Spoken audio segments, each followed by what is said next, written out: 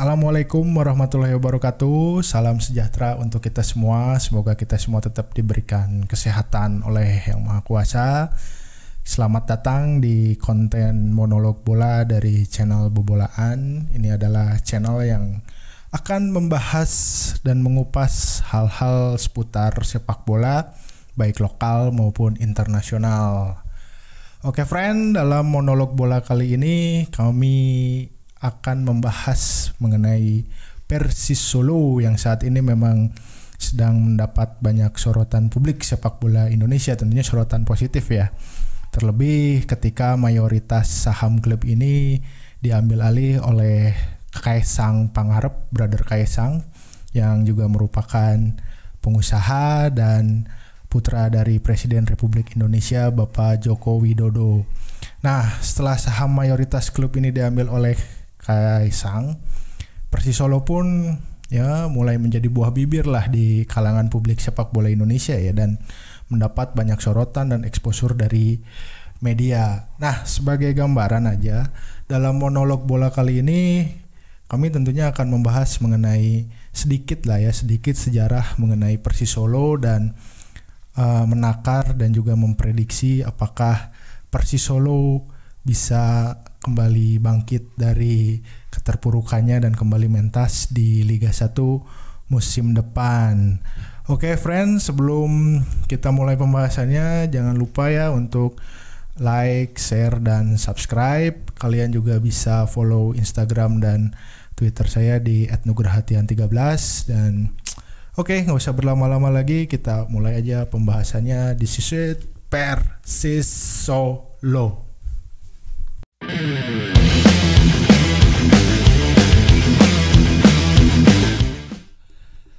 Persis Solo tercatat sebagai salah satu kesebelasan tertua di Indonesia yang sudah eksis sejak era penjajahan Belanda.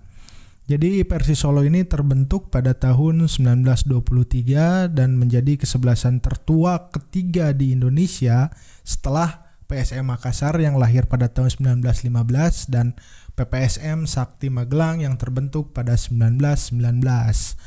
Persis Solo ini lahir dengan nama awal Voorsterlandse Voetbalbond, jadi namanya pakai bahasa Belanda, sorry kalau salah ya, disingkat VVB. Lahirnya klub ini diinisiasikan oleh 3 tokoh sepak bola di kota Surakarta pada masa itu. Yang pertama adalah Bapak Sastro Saksono yang merupakan pemilik dari klub lokal Mars. Kemudian ada Raden Ngabei Rekso Diprojo dan Pak Sutarman yang merupakan pemilik dari klub Romeo. Jadi sama halnya dengan latar belakang dari pembentukan klub-klub di Indonesia pada era penjajahan Belanda, Persis Solo pun lahir untuk sebagai alat perjuangan bangsa, tentunya dalam melawan tindak tanduk kolonialisme Belanda di ranah sepak bola. Nah, nama VVB ini hanya bertahan selama 5 tahun ketika kepemimpinan tim dipimpin oleh Pak Sumakartiko. Nama VVB ini pun ditanggalkan dan berubah menjadi Persis Solo. Nama Persis Solo pun digunakan hingga saat ini oleh klub yang identik dengan warna merah tersebut. Nah, selain memiliki legasi sebagai salah satu kesebelasan tertua di Indonesia, Persis Solo juga pada masanya merupakan organisasi sepak bola yang cukup kritis ya, terutama dalam hal melawan tindak tanduk kolonialisme Belanda pada saat itu, dan tentunya melalui ranah sepak bola. Karena kenapa? Persis ini turut menjadi embrio dari lahirnya induk organisasi sepak bola Indonesia, PSSI. Nah, PSSI ini didirikan oleh 7 kesebelasan. Jadi selain Persis Solo, 6 kesebelasan lainnya itu antara lain adalah Persib Bandung, Persija Jakarta, Persebaya Surabaya, PSM Mataram Yogyakarta, ada PSM Madiun, dan PPSM Magelang Sakti. Dari eksistensi ketujuh kesebelasan ini juga turut dilindungi ya oleh statuta PSSI. Jadi ada semacam aturan khusus lah yang mengatur eksistensi ketujuh klub ini. Jadi mereka itu tidak boleh pindah home base, tidak boleh berganti logo, nama, dan sebagainya. Jadi bisa disimpulkan bahwa Persis Solo ini adalah kesebelasan yang punya sejarah panjang di sepak bola Indonesia. Selain itu, mereka juga menjadi salah satu kesebelasan yang paling berprestasi juga di kompetisi nasional, khususnya pada era kompetisi perserikatan ya. Dari medio tahun 1930 hingga 1940-an saja, Persis Solo ini bisa dibilang atau dijuluki sebagai raja kompetisi perserikatan. Ya gimana tidak ya. 7 gelar juara berhasil diraih oleh tim berjulukan Laskar Samber Nyawa ini hanya dalam rentang dekade tersebut. Jadi dalam waktu 10 tahun 7 gelar juara bisa diraih mereka gitu ya. Nah, melalui jumlah koleksi trofi yang dimiliki Persis Solo ini, mereka itu tercatat sebagai kesebelasan tersukses kedua di kompetisi perserikatan.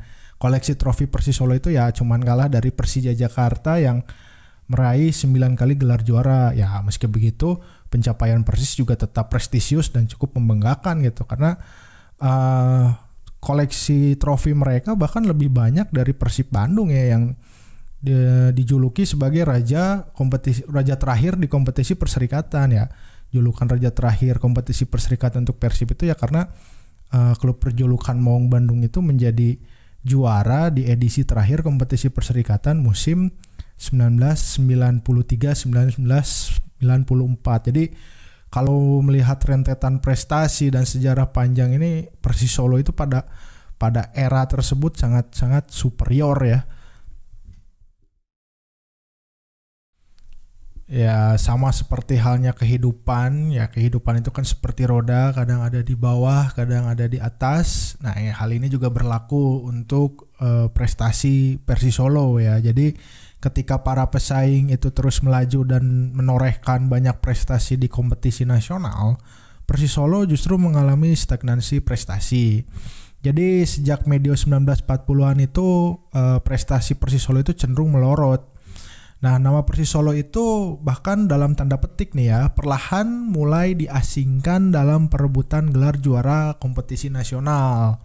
Nah, mungkin situasi ini terjadi hingga masa setelah kemerdekaan. Bahkan di era tahun 1990-an, nama Persis Solo justru lebih eksis di kompetisi strata bawah ya, baik itu strata kedua maupun ketiga. Contohnya pada tahun 1994 ketika wajah kompetisi sepak bola Indonesia itu berubah menjadi Liga Indonesia. Jadi Liga Indonesia ini adalah kompetisi semi profesional pertama di Indonesia karena hasil peleburan dari kompetisi Galatama dan kompetisi perserikatan. Oke, kembali lagi ke tema. Jadi di era Liga Indonesia pun nama Persis itu tidak terlihat di daftar kontestan divisi utama yang merupakan kompetisi strata utama dalam piramida kompetisi sepak bola Indonesia kala itu.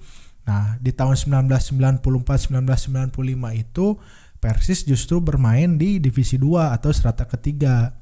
Nah, kesulitan Persis Solo untuk bisa kembali bermain di level tertinggi sepak bola Indonesia ini setidaknya berlangsung hingga tahun 2006. Ya bisa dibilang 2006 ini sebagai titik awal kebangkitan Persis, karena pada saat itu pada akhir musim tersebut mereka bisa menjadi runner up kompetisi divisi 1. Akhirnya mereka pun berhak untuk promosi ke divisi utama. Hanya sayangnya di divisi utama 2007 itu kiprah Persis tidak berlangsung lama, padahal kalau melihat performa mereka dan komposisi skuad yang mereka miliki itu sebenarnya tidak jelek-jelek amat ya. Mereka sempat mengalahkan Persebaya Surabaya dengan skor yang cukup telak, bahkan sempat mengalahkan PSM Makassar juga dengan skor tipis 3-2, dan komposisi pemain mereka pun juga bisa dikatakan mumpuni ya, karena ada nama-nama seperti Greg Nokolo hingga Rudi Widodo. Cuman ya nasib berkata lain gitu. Pada akhir kompetisi Persis Solo hanya mampu duduk di peringkat ke-11 pada saat itu, dan akhirnya mereka harus puas kembali terdegradasi dan bermain di divisi utama yang pada saat itu menjadi strata kedua kompetisi Indonesia, karena strata pertamanya berganti menjadi Liga Super Indonesia. Nah, sampai hari ini Persis itu masih terus berkutat di strata bawah ya, atau lebih tepatnya mungkin di divisi kedua atau yang sekarang dikenal dengan Liga 2. Ya cukup disayangkan ya, karena Persis Solo ini sebenarnya punya supporting sistem sepak bola yang cukup bagus ya. Mereka punya supporter yang fanatis gitu. Pasopati ya, kita tahu teman-teman Pasopati itu supporter yang militan dan juga punya basis supporter yang besar gitu kan. Dan mereka juga sangat fanatik sekali lah terhadap Persis Solo ini. Selain itu juga mereka Persis Solo juga punya home base yang bisa dikatakan bertaraf internasional ya, Stadion Manahan. Kita tahu Stadion Manahan itu stadion bertaraf internasional. Nah, setelah sekian lama, selama belasan tahun atau bahkan puluhan tahun ya terus eksis di kompetisi strata bawah, di tahun 2021 ini mulai terlihat nih ambisi dari Persis Solo untuk bisa bermain di kompetisi level utama. Bahkan lebih daripada itu ya, menurut asumsi saya sih Persis Solo ini sedang mencoba untuk menjalankan sebuah proyek yang tujuannya untuk membangkitkan kejayaan mereka yang lama terlelap gitu. Nah, kalau menurut saya sih memang kalau melihat dari sejarah panjang dan prestasi yang pernah diraih oleh Persis Solo ini, ya wajar sih kalau misalkan mereka berambisi untuk kembali ke level utama dan kembali bangkit untuk menancapkan kejayaannya di pentas sepak bola nasional gitu. Bahkan seharusnya dilakukan sejak lama gitu. Nah, di tahun 2021 ini gebrakannya itu terlihat lah. Jadi gebrakan awal yang dilakukan Persis untuk merealisasikan target promosi itu dimulai sejak kepemilikan saham mayoritas klub ini diambil oleh Kaisang Pangarep.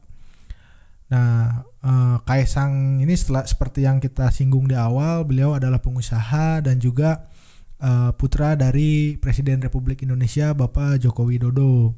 Nah, Kaisang ini tidak sendiri dalam membeli saham mayoritas dari Persis Solo.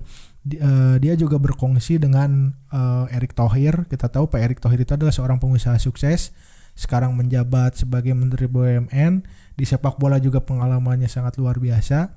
Beliau adalah mantan presiden klub Internazionale Milan, Inter Milan, klub raksasa dari Italia.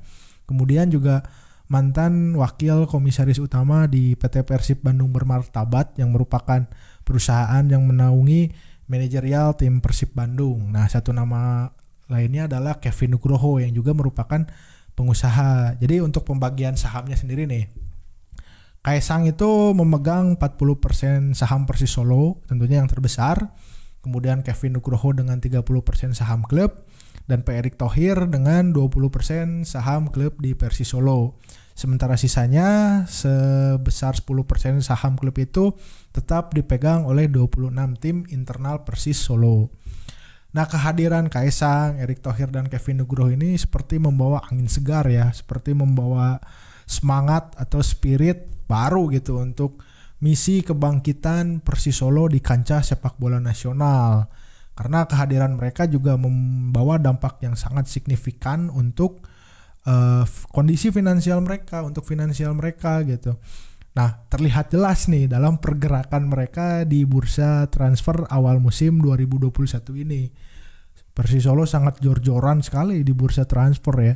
Sejauh ini ya, sudah ada 34 pemain baru yang didatangkan Persis ke Kota Bengawan. Ya, ini sih namanya kayak rombak squad sih ya, 34 pemain baru belum ditambah pemain lama yang bertahan gitu kan. Banyak sekali gitu. Nah, menariknya juga dari 34 pemain baru ini sebagian besar berstatus sebagai pemain bintang di sepak bola Indonesia. Ya kita sebut aja lah. Ada nama Alberto Beto Gonçalves, kemudian Eki Taufik, pemain senior yang lama bermain di Persela Lamongan. Beto juga pemain senior ya dan punya banyak pengalaman. Dia pernah main di Persipura, main di Sriwijaya, terakhir main di Madura United, dan meskipun usianya udah 40 tahun, sebagai seorang striker dia masih galak di kotak penalti. Nah, kemudian ada juga penyerang muda Marinus Manewar. Ada juga top skor Piala Menpora 2021 Asanur Rizal Torres. Kemudian ada Miftahul Hamdi. Ya, yang terakhir adalah Rivaldi Bowo yang dipastikan menjadi andalan skuad Eko Purgianto di musim 2021. Nah, kalau melihat komposisi pemain dari Persis Solo ini, ya Persis punya kedalaman skuad yang mumpuni di setiap lini ya, karena kalau kita melihat secara keseluruhan di setiap posisi itu diisi oleh 2 sampai 3 pemain. Posisi penjaga gawang malah ada 4. Di sana juga ada nama-nama yang nggak kalah tenar gitu kan. Salah satunya adalah kiper muda potensial Erlangga Setio yang kita tahu dia adalah kiper timnas dan juga pemain hasil binaan di klub Persib ya. Nah dengan skuad mewah dan bertabur bintang ini saya rasa Persis Solo ini sejatinya sebenarnya ya, kalau lihat skuadnya yang saat ini itu sebenarnya sudah bisa bersaing secara kompetitif di level Liga 1 malah. Jadi kesimpulannya adalah asumsi atau prediksi saya, Persis ini merupakan salah satu penantang gelar juara paling potensial di Liga 2 2021. Tentunya mereka juga menjadi kesebelasan yang punya kans paling besar ya, ini menurut saya ya, untuk promosi ke Liga 1 musim depan. Nah tapi kita lihat aja lah bagaimana ya kiprah Persis Solo dalam mengarungi Liga 2 musim ini. Apakah mereka benar-benar bisa menjawab ekspektasi publik sepak bola Solo untuk kembali bermain di level teratas atau seperti apa gitu ya. Tapi kalau saya sih yakin ya mereka bisa promosi, apalagi kalau melihat skuad mereka. Cuman yang harus diingat juga persaingan di Liga 2 musim ini juga semarak gitu ya. Selain Persis yang menjadi sorotan itu ada beberapa tim lainnya seperti Rans Cilegon FC, Dewa United, juga ada PSMS Medan, kemudian ada PSIF Mataram. Ya, jadi memang semarak dan kita lihat aja lah bagaimana kiprah Persis Solo di Liga 1 di Liga 2 musim ini. Apakah mereka bisa promosi atau seperti apa? Kita lihat dalam satu musim kompetisi ini. Sekian ulasan dari kami mengenai Persis Solo yang sedang berupaya bangun dari tidur panjangnya.